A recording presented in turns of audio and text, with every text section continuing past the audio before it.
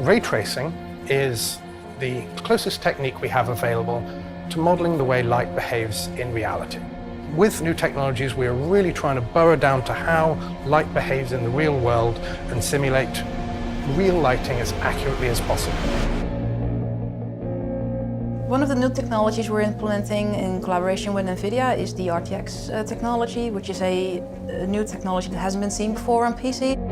The first version I saw was one of our first prototypes in development, and what was immediately obvious is how all those shadow mapping artifacts that we're used to seeing, how they all disappeared. It's fully mimicking the actual physical reality, with all that detail that we really could never have seen before in a realistic way.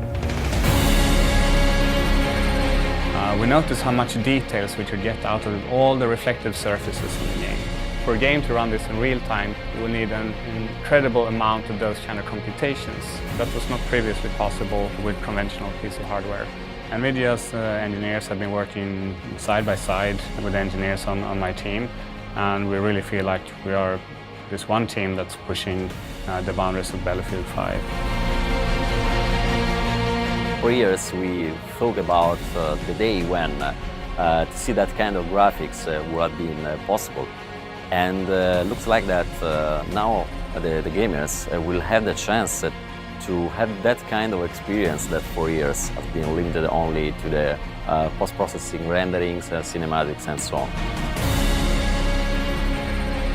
It makes our games look better, it makes our content that we do for the games look better without adding cost also to the game developer.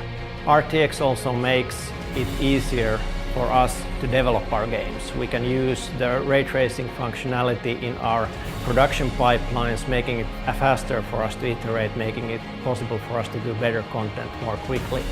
So all of that just helps us to kind of really make visually really distinct games, but get more of that detail in there and take a little bit of the workload away from the lighting artists who can then just kind of focus on more sort of fine-tuning things and where it really does matter.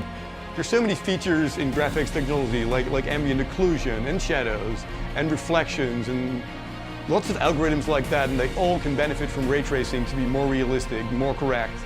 And I think as we experiment more with ray tracing, it's just brand new, but the more we start using it, the more we'll find other visual effects that benefit from it and will become possible.